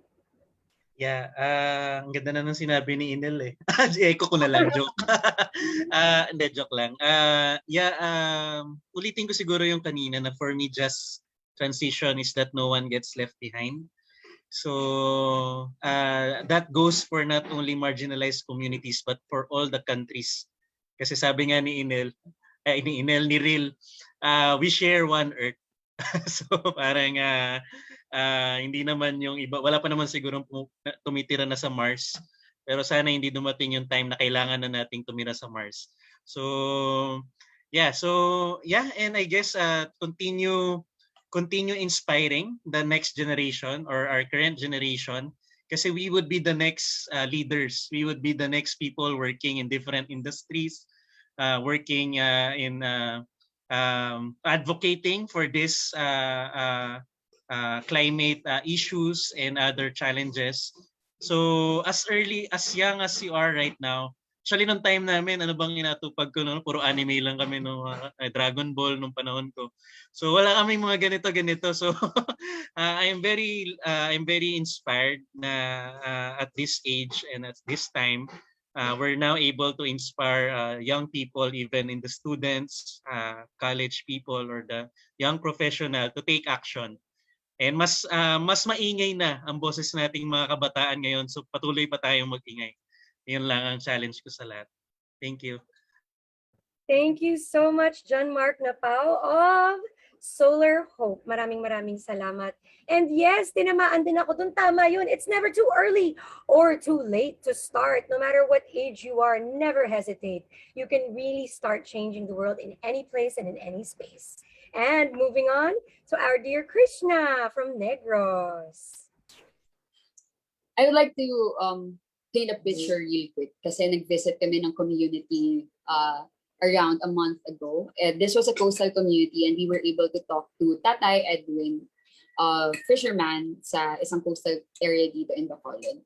And he told us na before, when he was in his, parang kakagraduate niya lang or something, he was born in the coastal area and he grew up na as in fisher folk family ganun, and he was offered jobs and he was able to say no to them kasi sabi niya before yung sweldo daw sa opisina ay 10 pesos a day. Sabi niya, bakit ko kukunin yun? Kasi yung kita namin sa pangingisda ay 30 pesos at the very least a day. And I guess this is what I go back to when when people say that there are no jobs in a just transition, people will be left behind if we go to this climate just world. But no, because when we think of jobs, we think of BPOs, we think of big industries, we think of corporations. But where are our second liners? Where are our young farmers? Where are young fisher folk? Kasi nawawala na sila. Why don't we invest? Why don't we invest in our young people na isuportahan sila sa agriculture or fisheries or local development, community development na mga kind of jobs, non-technology based jobs. Kasi in an archipelago like the Philippines, sobrang rami nating resources, both terrestrial, coastal, marine, lahat. Ang dami nating resources, and yet our defenders and yung mga kasamahan natin na farmers and fisher folk, they are also very, very vulnerable. At why are we putting their lives at stake? Because they provide our basic needs. So siguro yun yung isang pinagugugutan ko. And for me, a climate just world really looks like something na yung mga kabataan ay may right na mangarap at may right na magpa-future. Kasi ngayon hindi na natin makikita yan sa totoo lang. Simple lang talaga. Ang mundong may hustisyang pangklima ay isang mundong may karapatan tayong lahat mabuhay. May karapatan tayong mangarap para sa ating sarili at sa ating kapwa-tao. At may karapatan tayong magmahal. There is really no recovery unless we do it together. And right now, we can see we have the technology to adapt towards a just transition. We have the science to innovate and find solutions. We have the willpower and determination to bring about a better world. At isang mundo kung saan may karapatan tayong mabuhay, mangarap at magmahal ng walang takot. At siguro ito po yung isang climate just world na nakikita ko na sama-sama natin siyang pupuntahan. And this is something that we can really build with our community. Thank you so much, Krishna, for your words, your thoughtful words once again. Sa totoo lang, ang dami pa natin pwedeng pag-usapan. Kaya lang, pag nag-start na naman ako, hanggang bukas na tayo dito. Pero it's really true, you know. And I do want to echo what you said about kung sino pa yung nagpo-provide ng needs natin, ng pagkain natin araw-araw. Sila pa yung nahihirapan ngayon. So parang, ang hirap maintindihan, di po ba? And these are the things that we are fighting for. And yes, our heroes today are correct. A green recovery is a just recovery. And this also brings jobs. It will also boost the economy, and not just for global corporations, but of course for communities that need help the most to make everything more accessible, more equitable, and more equal. And now we move on, of course, to our dear Real. Hello. So yun, thank you for that, Miss Antoinette. Now, it is important to take a single step to help revive the environment. Mga kapatid, kapuso, kapamilya, let us always remember that the food that we eat, the clothes that we wear, the shelter that we have came from the environment. There should be a balanced relationship between the people and the environment. So katulad din ng love life, it is a give and take situation. Yon. Kung ano yung kinuha natin, ibabalik din natin. But hindi lang ibabalik natin. We should double and triple our efforts in protecting and saving the environment. I said a while ago, there is no planet B and we have only planet A. And if we invest a lot for our future, why? We should not invest for our present. We should invest first a lot for our present years, because how can we, what is the face of our future if not sira na yung kalikasan natin at this time? So yon. And as said by Barack Obama, change will not come if we will wait for some other person or other time. We are the ones that we have been waiting for. We are the change that we seek. So we are the change players in these current times. I said a while ago, as young as we are, we can do a lot of things, and let our voice be heard. And it is an edge to all of us kasi most of us are youth and young at hearts, and this strength can bring a lot of things to help our society. So if we will draw a bond paper, kung isa lang yan, magiging madumi yan. Pero pag maraming dot yan, we can form a very beautiful shape. And that shape will help change the world to be better. Do everything with love, and remember, kung gaano natin kamahal yung kapatid natin, mahalin din natin ang ating inang kalikasan. Kasi kung mahal natin ang Diyos, mahalin din natin ang ating inang kalikasan. Kasi yung ating inang kalikasan ay parehong ginawa ng ating Diyos. Kung natatakot tayo sa ating Diyos, matakot tayo sa ating inang kalikasan na kaniyang ginawa at kaniyang minahal. Maraming salamat. Wow, what a wonderful way to end our discussion. Maraming salamat muli. Real Patayan Empowering Advocates for Sustainable Development, or EASE, from Agusan del Sur. And of course, Krishna Ariola, Youth for Climate Hope Coal-Free Negros Movement. to Mark Napao of Solar Hope. Maraming salamat. And Ms. Marinel Ubaldo of Living Laudato Si Philippines. Truly, I just want to thank you all personally and from all of our participants today. Napaka-empowering, napaka-inspiring. Please know that we support you all the way. We personally do. All of us, we are here for you, and stay strong. You give us courage and you are not alone. But to transition now, magkakaroon tayo ng magandang happy transition into a game. Magkakaroon tayo ng quiz. And Oxfam is actually choosing winners from both Zoom and Facebook. So, make sure na magmadali kayong sumagot. Sorry po sa ating speakers, feeling ko hindi po kayo kasali. Kasi pag kasali kayo, winner na kayo. Game time, and here we go. Let's flash the first question on the screen. And Oxfam will be choosing, of course, the winners for this. At syempre, meron din tayong prizes na ibibigay. So, ayan. Oh, here we go. The original Sex Bomb Girls were composed of Rochelle, Jopay, Yvette, Izzy, Wang, and Monique. Among the following choices, hydropower, wind, natural gas, and solar, which is not considered a source of renewable energy.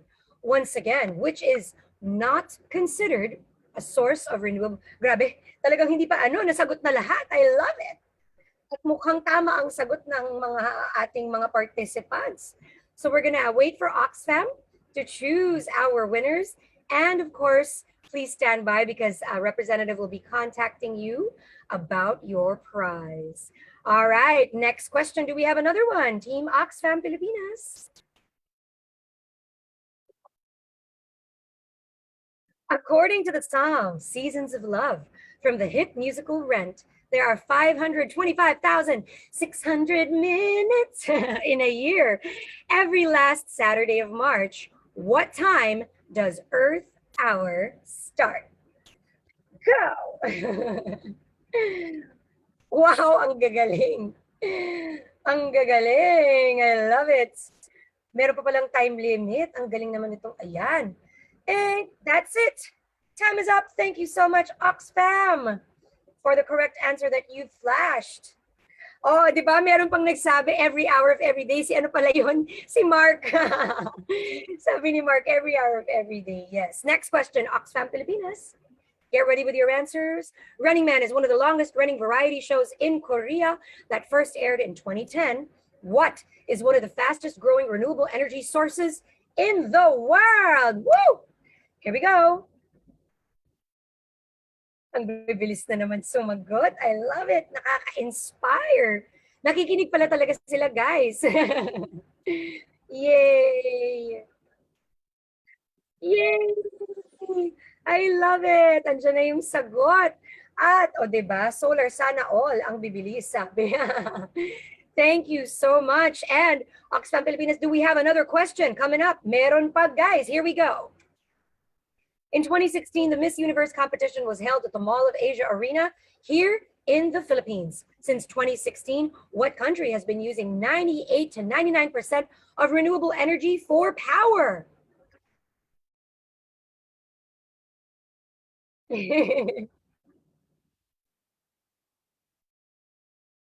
Here we go. May mga sumasagot. Ay, natawa ako. May nagsabi, may nanalo na, uwian na. Ayan, mag-aantay tayo ng final answer from Oxfam. That's what I thought. Costa Rica. Costa Rica is one of the amazing countries that actually represents pretty much almost 100% renewable energy. Nakaka-inspire and once again proving it's possible.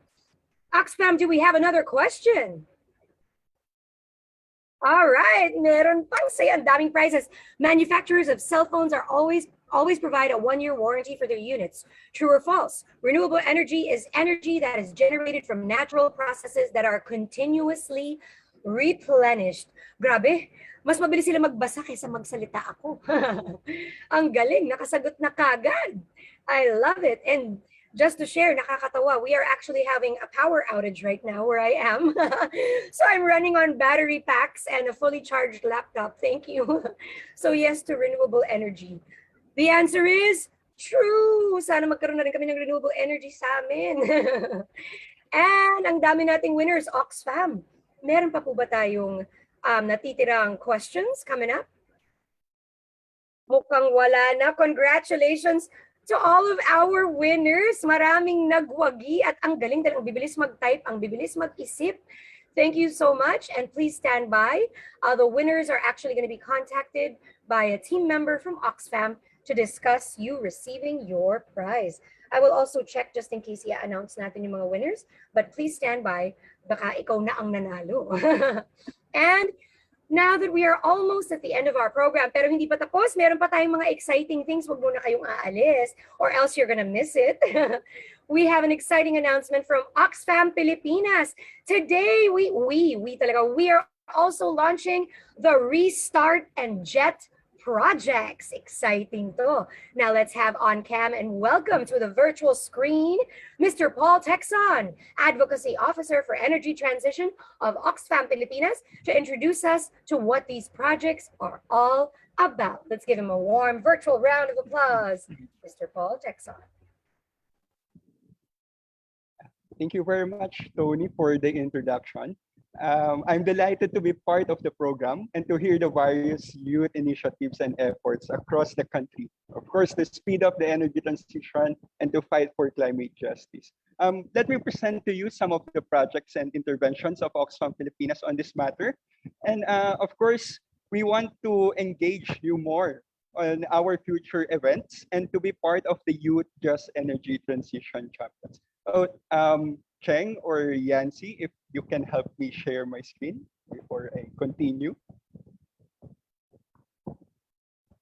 Okay, so next.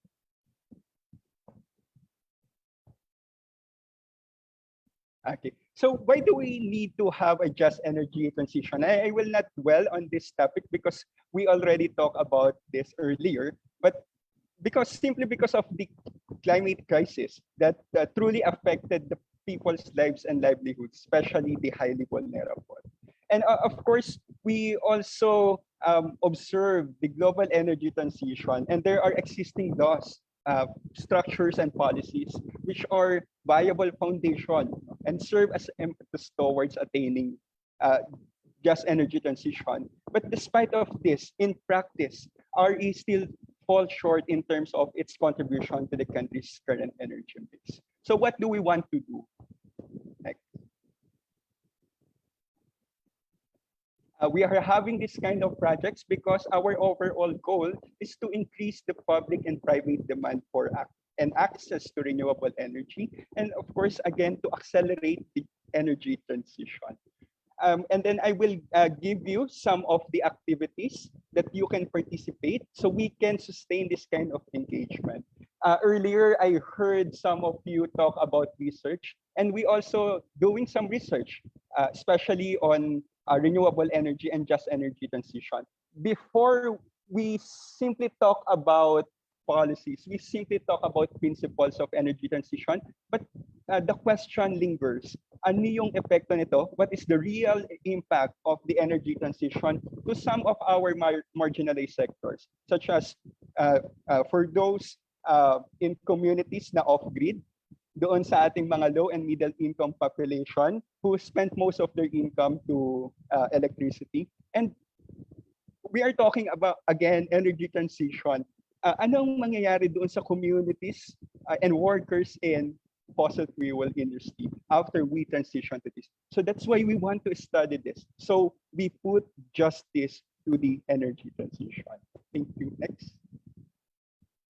Another is we have projects and activities with journalists and projects and activities with the youth. Partner natin ang CORA and Climate Tracker in this particular activities. And we are also aiming to engage other youth organizations to conceptualize and implement their own projects. So we are happy to announce soon yung mga nakakuha ng grant. Okay.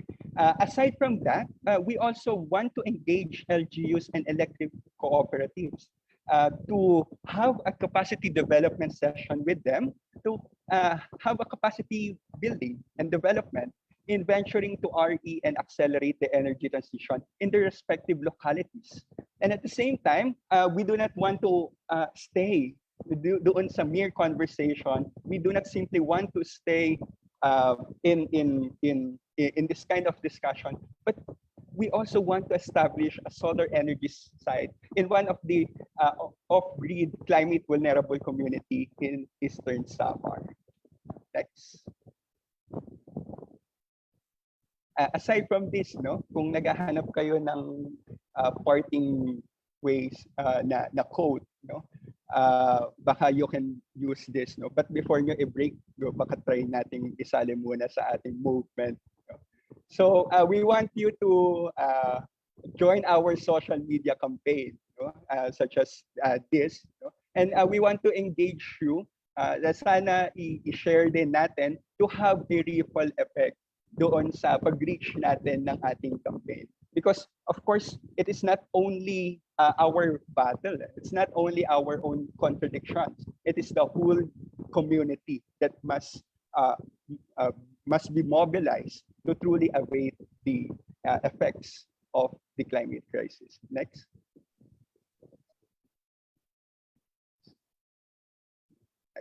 So ano yung gusto nating mangyari in this kind of activities? Because we do not want na sabog lang ang ating mga activities.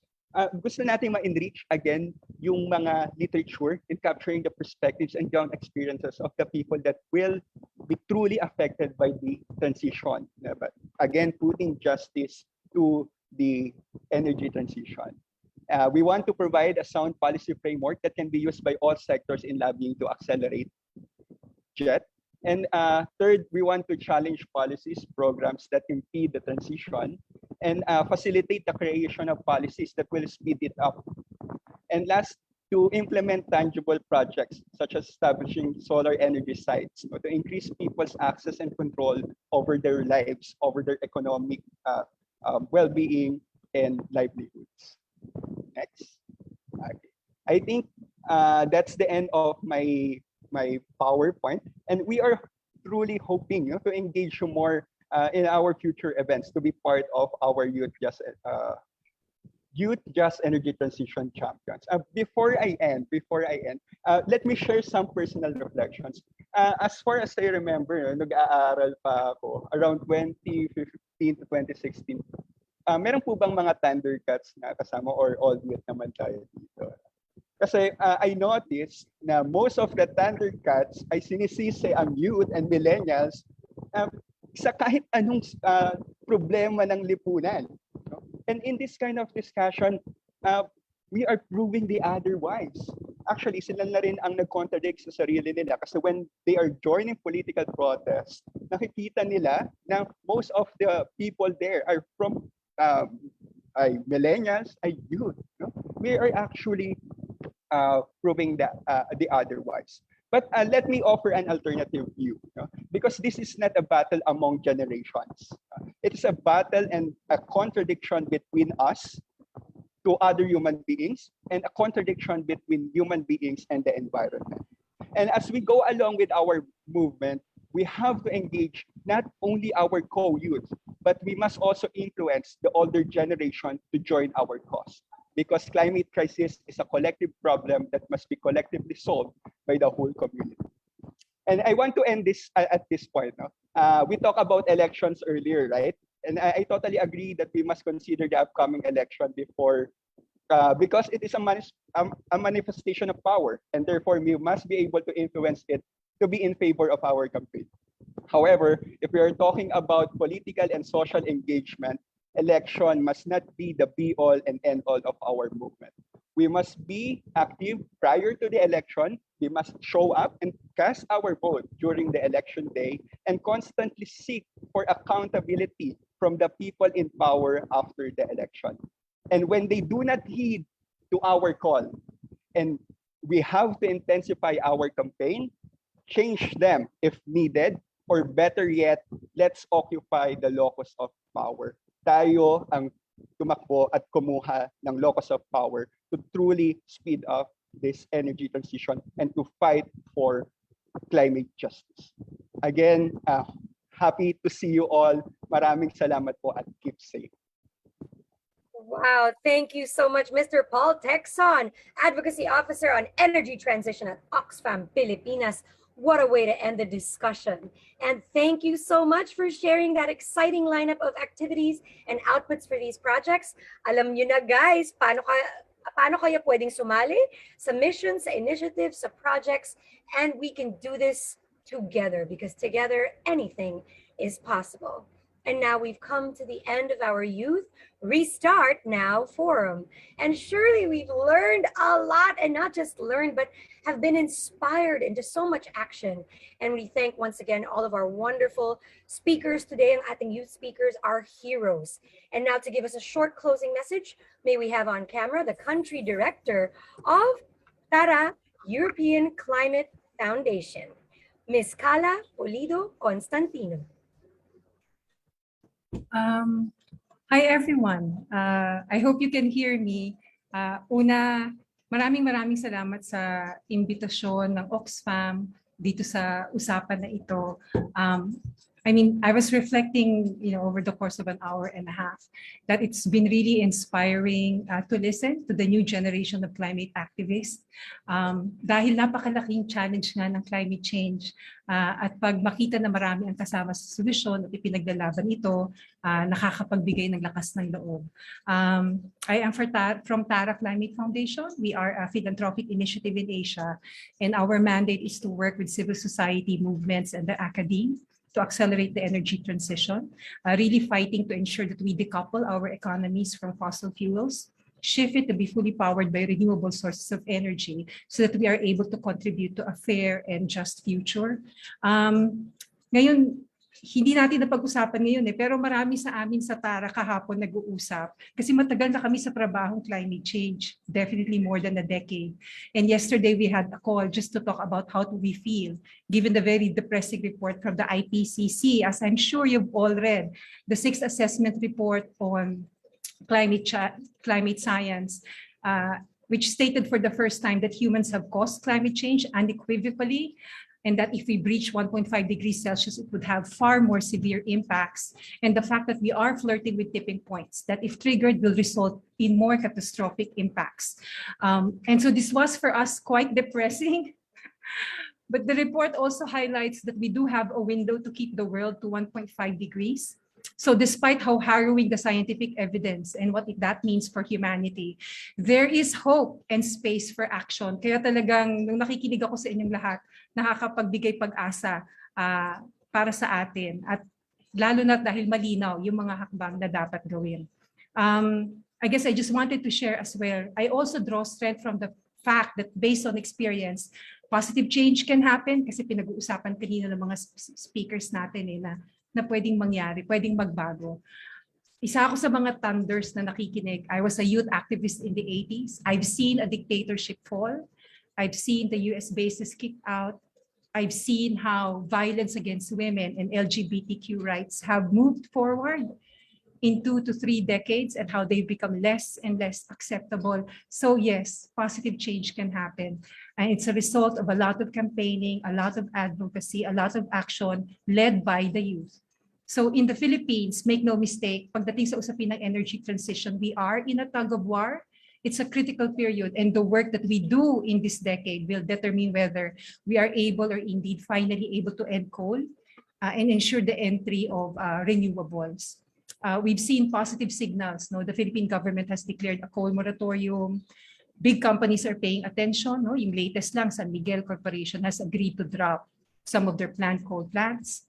We have banks starting to announce shifts. So BPI and RCBC have both stated that they will stop funding coal. And these results, gains, results talaga ng long campaigning and advocacy. But we know at the same time na marami pang regulatory and policy barriers that remain. And I'm sure you know, but to cite a few, automatic pass-through. Kaya napapasa load yung increasing cost, variable cost ng coal, tumataas ang presyo ng kuryente natin dahil may tinatawag na automatic pass-through policy. For small island grids, subsidized yung pag-set up ng power na yan, pero yung pera na yon ginagamit para lang sa diesel, hindi ginagamit para i-incentivize na mag-shift ang ating small island grids to renewable energy. So we do need urgent action now. We really need targeted and focused campaigns. We need stronger and bigger voices in this critical period of transition so that we are able to push our policymakers and decision makers to make the right choices. So maraming salamat, nakakatuwang pakikinig sa inyo. Malaki ang pag-asa ng bayan at tingin ko maaabot natin itong pareho nating minimithi na isang fair and just and sustainable future for all of us. Maraming salamat and congratulations. Maraming salamat po muli from Taram, Mrs. Carla Polido Constantino. And thank you so much for that even further empowering message and for all that you do and have done for us today. Thank you so much for the amazing work. And that's it for today's event. Thank you so much to everyone for coming to our forum. Sana nag-enjoy kayo sa discussion, and not just that, sana nag-spark yung mga ideas and visions. Ayun, yung nabanggit pala kanina about visions. Yes, we need more imagination. So use your imagination, use your gifts, whatever it may be. You have the power. You do not need to be anybody else to make a difference. We believe in you and we are with you. And of course, if you wish to connect with any of the organizations of our speakers today, you can take note on the posts of Oxfam. Please do follow them. You can support their movements locally and across the country.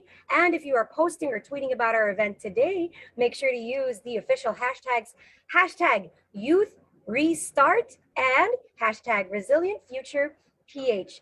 Thank you once again. And also tune into Oxfam Pilipinas, Facebook, Twitter, Instagram, and TikTok. And watch out for more campaigns and activities on climate change and energy transition.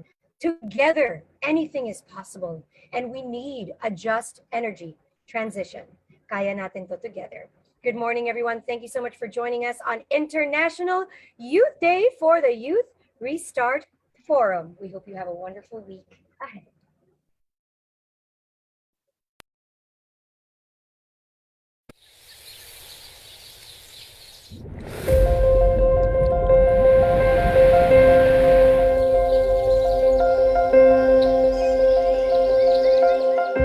We are citizens of the earth. And ASEAN is our home. It is rich with natural heritage. The mountains, The farmlands, The cities, The rivers, The wetland. Nature provides for us all.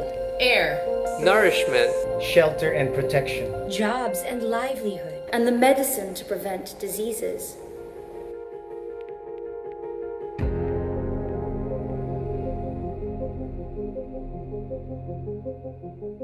But humankind has taken more than nature can provide. What was convenient for us has become harmful for all life on Earth. we have caused a crisis that is slowly destroying nature. Affecting us all. It is time to set things right.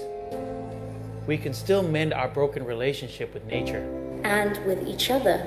Plant native trees, Regrow our forests. maintain the natural fertility of our soils. Stop destructive fishing practices. Keep our waters free from litter. Harness the power of clean energy. become responsible tourists.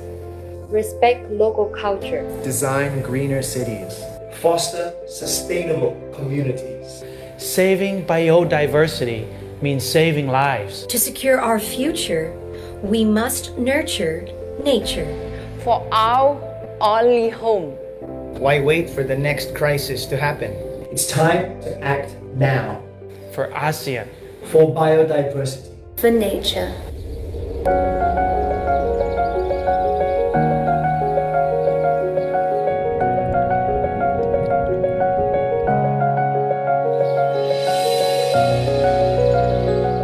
Ako ay bahagi ng solusyon.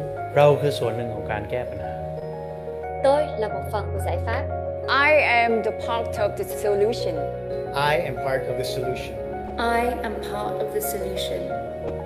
I am part of the solution.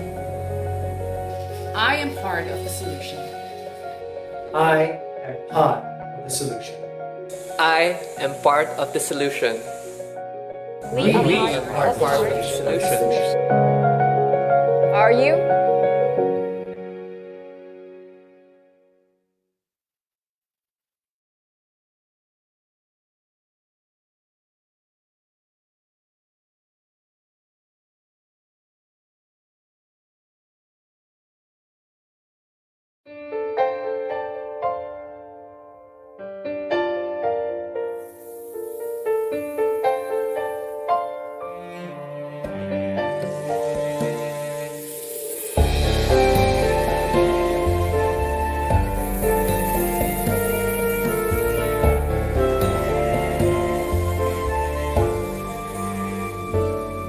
Nang pumasok ang sala, nabalutan ng dilim ang paraisong dating naniningning.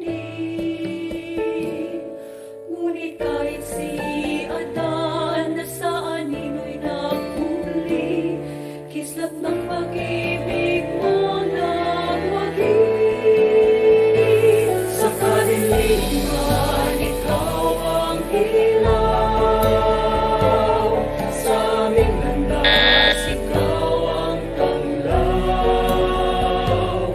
Ilaw ng sanlibutan, habang namigawayan ng wanumbalik sa iyong tahanan.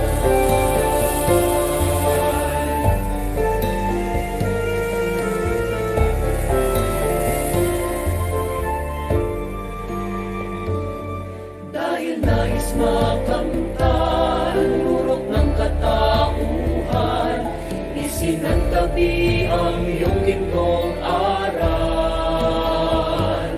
Sa sarili na silaw, sa andap niya ay nabulag, o makita pa kayang iyong sinag.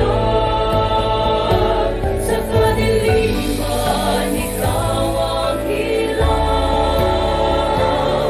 Sa aming landas, ikaw ang tanglaw. Ilaw ng sanlibutan, akbang naming kabayan, ng manumbalik sa iyong tahanan.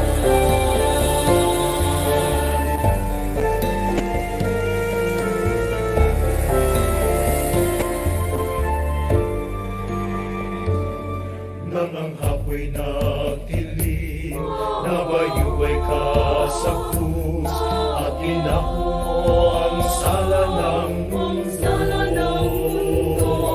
Sa ikatatlong araw, sumikat ang iyong pag-asa, nang mabuhay kang muli. Anong ganda, anong ganda. Sa iyong makalinlang, pangingatan ng hakbang, huwag pasino sa nagpupubling litag. Ulisanin ang dilim, pamuhay na sa liwanag, at patuloy tumupad sa iyong tawag. Sa kadiliman, ikaw ang ilaw. Sa aming landas, ikaw ang tanglaw. Ilaw ng sanlibutan, hakbang namigabayan, ng manumbalik sa iyong tahanan.